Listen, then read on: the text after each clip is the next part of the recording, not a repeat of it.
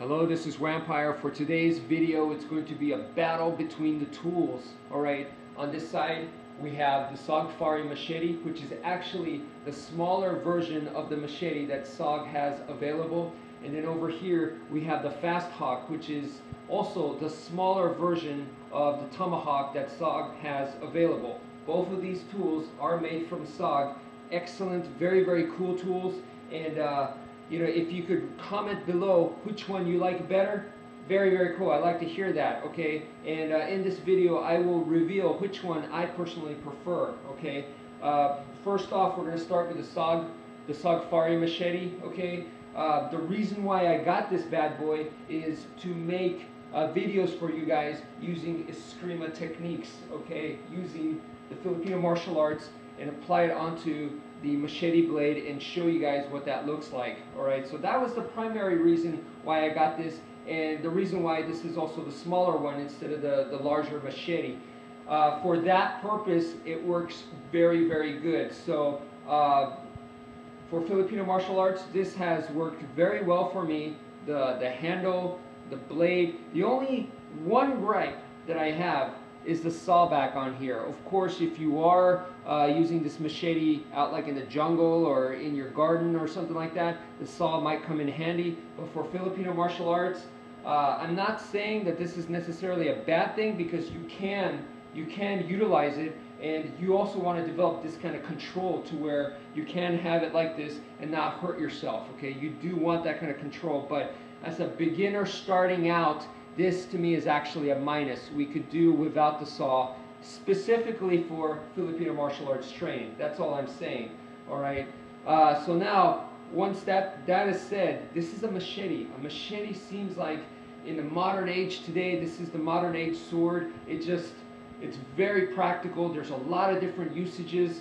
It doesn't just have to be for self-defense, but it can also be used for self-defense, for combat as well. Military people use it, people who go in like jungle adventures, people who also do gardening type work. It's for a lot of different usages once again. So that is a very, very strong point for the machete, okay? Now compared to the sword, a weak point, and it can be used as a strength as well, alright, is the thin blade. Machetes are known to have a pretty thin blade, pretty flexible, okay, not necessarily a high grade blade, alright, but that can also be argued as that's the strong point. It's affordable, and if you lose it or it breaks, not that big of a deal, okay? But for combat wise, if you are going to be using it in combat, you are going to want a blade that is strong, okay? I'm not saying that this is weak, but compared to something that's thicker, alright, the blade is weaker. Now the plus side is wielding capability, alright? So wielding it, I have no problem at all. It's like butter. It moves very, very well, just like the sticks. I mean, it feels great. This works very, very well. Length, weight, it makes a very smooth transition from the Eskrima sticks to this. So that's a huge, huge plus. The shape of this machete, I could stab, I can slash, and then on top of that, the handle itself, okay, I feel very safe because of the guard right here. I don't feel like my hand's going to slip onto the blade. And then this area right here, okay, gives that nice nook right there for your finger. So when you are swinging it hard, when you are going for some power moves like that, once again, it feels very secure. So the handle is very comfortable, well designed. It doesn't trap the hand either. You see, at least for me, there's room right here, okay? And then there's also like the lanyard holes. This is what makes it to me like military-esque. It's not just any kind of machete. This is a military machete, because the lanyard holes can be used for, I don't know, you can tie it onto a larger branch, so now that you have kind of like a spear type weapon, alright? And then look at the back right here. Yeah, that is very sweet for combat. Okay, you can't tell me that is not for combat right there. You can see the jaggedness right there for scraping, for skull crushing. Very, very nice. And the material itself, I'm not quite sure what exactly it is, but it feels good. It has the SOG type pattern that you might see on some of their other knives and stuff, and it feels good. It just has a nice grip retention, so very, very nice. Okay, now let's get into the Tomahawk. Same company. Also, I feel like they went the extra mile with the Tomahawk as well. I do feel that the Machete, they went the extra mile by adding all those features that I just explained to you. Same thing with this SOG FASTHAWK, alright? The grooves right here, very, very nice. You can see that there's a hole, a lanyard hole in there, okay? They didn't have to do that, but if you feel that these grooves aren't good enough for grip retention, you could add a lanyard. I remember I was asked, can this be used as a comma? And the proportions, I don't have a comma, but the proportions seem like it would be fairly close. And if you do attach a lanyard, you might be able to do a comma type, more of the traditional comma type techniques with this thing, all right? The weight, it does, when I'm holding it with the Machete, it does feel heavier, but it is a lot more compact. You can see the difference right there. All right. Another extra feature is this part right here, this smooth part right here. This is supposed to be metal, and the reason why they added that is because when you are striking, I heard that if you miss, this is the area that's going to take abuse on the handle. So they're just trying to add fortification and give it strength. So if you do miss and stuff, this is metal, so it's going to make the handle last longer. So they went the extra mile there. You can see 2 screws right there to hold it into place. It goes up to here. Pretty solid, all right. I do like that, actually, instead of like the slip it on type tomahawks like that. I do like that. This area right here, it's on both sides. This textured area is supposed to be for hammering. Very, very cool. I actually hammered the pumpkin that way. I was testing to see how well that worked. Worked very fine, very well. And then over here you have the spike. I've heard complaints that this is not sharp enough, but for me it feels pretty pointy, and it had no problem with the pumpkin. And if I hit someone with it, it's going to cut, it's going to pierce, it's going to do a lot of damage. So I don't have any complaints with it. Is it a blade? No, it's not a blade, but it's pointy enough for me. It's definitely pointy enough. If you look at the blade shape right here of the Tomahawk, it slightly comes up here, meaning if I were to jab this way and focus on this area, I might be able to stab a little bit. All right, so that's pretty interesting because of this slight curvature right there. Basically, the blade edge is right there. We have this, actually my finger can go through, so I could kind of do maybe fine work if necessary this way. But I think that these holes are there just to lighten the load, all right? This area right here to me is also very interesting.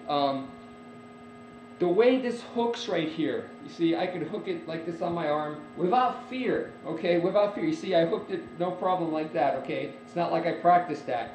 Hooking it on here with a tomahawk, that's one of the features that you could do. You could hook and then you can cut, right? You could chop away. The hooking, the way they wanted to do it, from what I can tell, is they did not want the edge to stab in, okay? So I guess they did not want it to get caught. They wanted to hook. If you want to hook, it can hook, but it doesn't get caught so easily. That's why I could do stuff like this without worrying that the blade edge is going to sink into my arm. So that's a very interesting design, and it is slightly at an angle. The blade edge is slightly like that. Okay, I'm exaggerating a lot more, but it's, can you see that? It's a little bit at that angle right there. Okay, so it sticks out, and you have the tip. That's for tip using. Okay, so that's the area that can sink in. This area, I feel, is, you see, I can hold it like this. My hand feels totally safe, so I could choke up on it and use it in different ways. So, all right, moving along, let's go into the sheaths. Okay, this is the sheath for the SOGfari Machete. It has like this belt loop right there. Okay, you can see, and then it has this to fasten and secure it. On mine, when I put it in, it wiggles a little bit, and the sheath, I'm not a big fan of this sheath.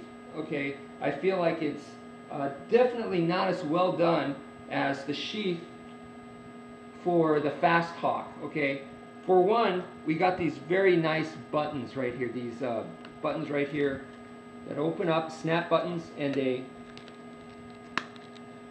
can you hear that? They snap very well, very strong. They did attach a belt loop here. Seems, you know, like, okay, it was nice. They didn't have to do that, so it's nice to have it, but are you really going to be using this? I don't think I will. But these rivets right here have the holes, and then this is where your true probably carrying comes in, that you could put in lanyards in here and devise a way to carry it for, you know, more practical means. And to me, that stands out. I wish this had something like that right here, here, here. They could have done it, but they didn't. So the sheath on the FASTHAWK definitely, to me, is better, okay? Now, when we compare the actual tools together, okay, let's think of strategy-wise, all right? This one definitely is going to have the reach advantage, all right? It has the reach advantage, and shape-wise, it's definitely more conventional. The Tomahawk shape is definitely something that's more on the specialized weapon, okay? It has throwing capability, like I said, hooking capability. You can use this side, and then even this side for hammering, and then on top of that, you could even stab possibly. So there's a lot of different usages there that's specific to the Tomahawk, whereas this is basically a large knife, or we could say it's a short sword, all right? So if you're okay with using a tool that's specialized like this, all right, and I think by far this is the better choice, because for one thing, what's important to me is that the blade here is thick and solid, so it's stronger. The Machete, once again, it's nice that it's light. Imagine if this blade was as thick as the Tomahawk. This is going to feel very, very heavy, and now I'm not going to be able to do the movements as well, the Filipino martial arts movements. Because this is so compact, even though it has a heavy blade, a heavier blade, thicker, I can still do the Filipino martial arts movements no problem with this, because it's compact, okay? So I don't feel hindered in that way.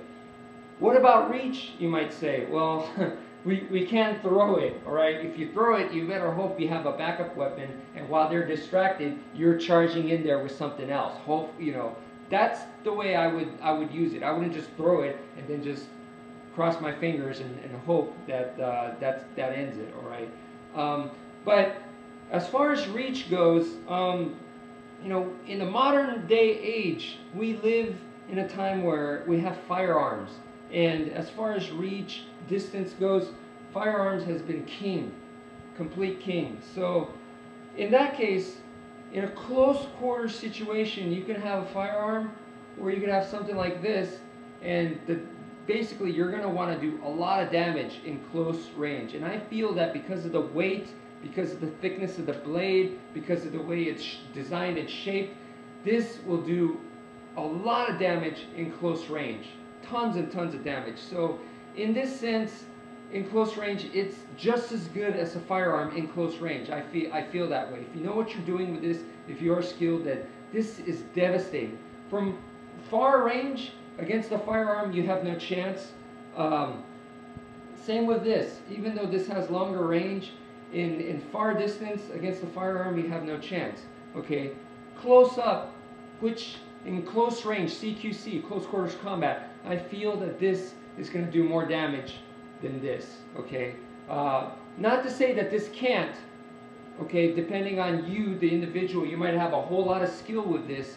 If you are more comfortable with this and you've put in a lot more time practicing, then you will be able to do more damage with this. But just in general, I feel that this has more damage capability in close range. So because of all those reasons alone, I have to go with a FASTHAWK as my preference.